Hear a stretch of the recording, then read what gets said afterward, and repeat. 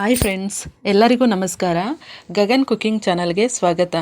ಹೊಸದಾಗಿ ನಮ್ಮ ಚಾನಲ್ ನೋಡ್ತಾ ಇದ್ದರೆ ಸಬ್ಸ್ಕ್ರೈಬ್ ಮಾಡ್ಕೊಳ್ಳಿ, ಹಾಗೆ ಪಕ್ಕದಲ್ಲಿರೋ ಬೆಲ್ ಐಕನ್ ಕ್ಲಿಕ್ ಮಾಡಿ.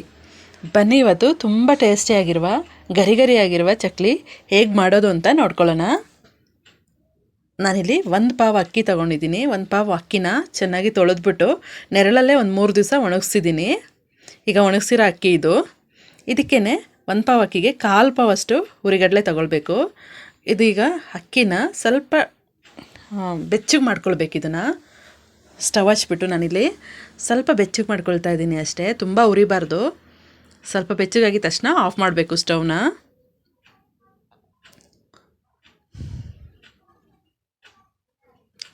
ಈಗ ಇದು ಬೆಚ್ಚಗಾಗಿದೆ. ಇದನ್ನು ನಾನು ಒಂದು ಬೌಲ್ಗೆ ಹಾಕ್ಕೊಂಡು ಅದೇ ಬಾಣಲೆಗೆ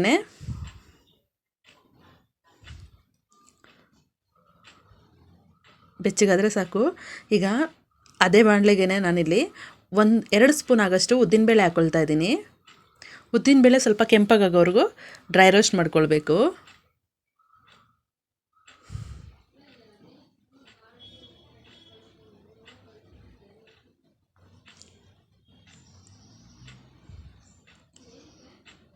ಈಗ ಡ್ರೈ ರೋಸ್ಟ್ ಆಗಿದೆ. ಇದಕ್ಕೆ ನಾನಿಲ್ಲಿ 1 ಸ್ಪೂನ್ ಆಗೋಷ್ಟು ಜೀರಿಗೆ ಹಾಕ್ಕೊಳ್ತಾ ಇದ್ದೀನಿ. ಹಾಗೆ 1 ಪಾವ್ ಅಕ್ಕಿಗೆ 1/4 ಪಾವ್ ಆಗೋಷ್ಟು ಹುರಿಗಡಲೆ ಹಾಕ್ಕೊಳ್ತಾ ಇದ್ದೀನಿ. ಹಾಗೆ ಮೆಣಸು 1 ಸ್ಪೂನ್ ಆಗೋಷ್ಟು ಹಾಕ್ಕೊಳ್ತಾ ಇದ್ದೀನಿ. ಹಾಕ್ಕೊಂಡು ಇದನ್ನು ಡ್ರೈ ರೋಸ್ಟ್ ಮಾಡ್ಕೊಳ್ಬೇಕು. ಸ್ವಲ್ಪ ಬೆಚ್ಚಗೆ ಮಾಡಿಕೊಂಡ್ರೆ ಸಾಕು. ಉದ್ದಿನಬೇಳೆ ಮಾತ್ರ ಸ್ವಲ್ಪ ಕೆಂಪಾಗೋವರೆಗೂ ಫ್ರೈ ಮಾಡಿಕೊಂಡು ಬಾಕಿದೆಲ್ಲ ಸ್ವಲ್ಪ ಬೆಚ್ಚಗೆ ಮಾಡಿಕೊಂಡ್ರೆ ಸಾಕು.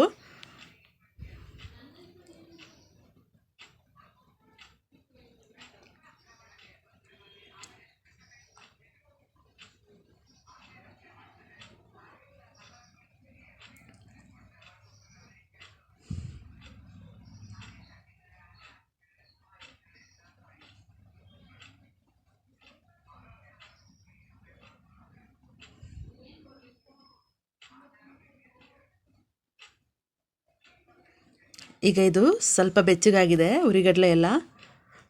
ನಾನಿಲ್ಲಿ 1 ಪಾವ್ ಅಕ್ಕಿಗೆ 1/4 ಪಾವ್ ಅಷ್ಟೇ ಹುರಿಗಡಲೆ ಹಾಕ್ಕೊಳ್ತಾ ಇದ್ದೀನಿ. ಯಾಕೆಂದರೆ ಇಲ್ಲಾಂದರೆ ಚಕ್ಲಿ ಚೆನ್ನಾಗಿ ಬರೋದಿಲ್ಲ. ಎಣ್ಣೆಗೆ ಹಾಕ್ಬೇಕಾದ್ರೆ ಎಲ್ಲ ಮುರಿದು ಹೋಗುತ್ತೆ, ಚಕ್ಲಿ ಒತ್ತಕ್ಕೆ ಆಗೋದಿಲ್ಲ. ನೋಡಿ, ಈಗ ಇದೆಲ್ಲ ಬೆಚ್ಚಗಾಗಿದೆ. ಇದು ಸ್ವಲ್ಪ ತಣ್ಣಗಾಗಿದ ಮೇಲಿಂದ ಇದನ್ನು ಬೇಯಿಸ್ಕೊಳ್ಬೇಕು. ಮಿಲ್ಲಿಗೆ ಹಾಕ್ಸ್ಬಿಟ್ರೆ ಸಾಕು, ಚೆನ್ನಾಗಿ ಪುಡಿ ಆಗುತ್ತೆ, ನೈಸ್ ಪೌಡ್ರ್ ಆಗುತ್ತೆ. ಇದಕ್ಕೆ ನಾನಿಲ್ಲಿ 1 ಸ್ಪೂನ್ ಆಗೋಷ್ಟು ಅಚ್ಕಾರದ ಪುಡಿ ಹಾಕ್ಕೊಳ್ತಾ ಇದ್ದೀನಿ.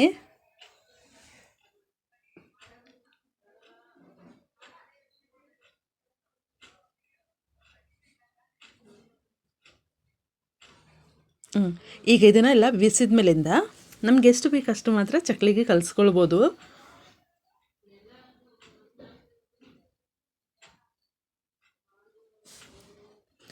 ಈಗ ಇದನ್ನೆಲ್ಲ ಮಿಕ್ಸಾಗಿ ಎಷ್ಟು ಬೇಕಷ್ಟು ತಗೊಂಡು ನಾನು ಚಕ್ಲಿ ಹಿಟ್ಟು ಕಲಿಸ್ಕೊಳ್ತಾ ಇದ್ದೀನಿ. ಇದಕ್ಕೆ ನಾನಿಲ್ಲಿ ಓಂಕಾಳು ಇದೆಯಲ್ಲ, ಅದೊಂದು ಅರ್ಧ ಟೀ ಸ್ಪೂನಷ್ಟು ಹಾಕ್ಕೊಳ್ತಾ ಇದ್ದೀನಿ ಓಂಕಾಳನ್ನ. ಹಾಗೆ ರುಚಿಗೆ ಎಷ್ಟು ಬೇಕಷ್ಟು ಉಪ್ಪು ಹಾಕ್ಕೊಳ್ತಾ ಇದ್ದೀನಿ.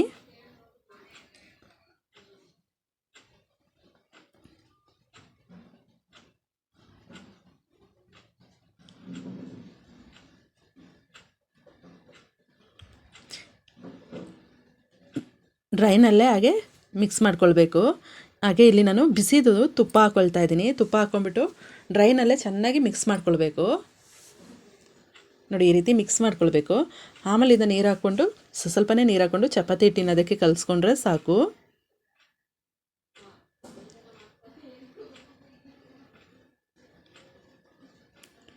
ಈಗ ಚಪಾತಿ ಹಿಟ್ಟಿನ ಅದಕ್ಕೆ ಕಲಿಸ್ಕೊಳ್ತಾ ಇದ್ದೀನಿ.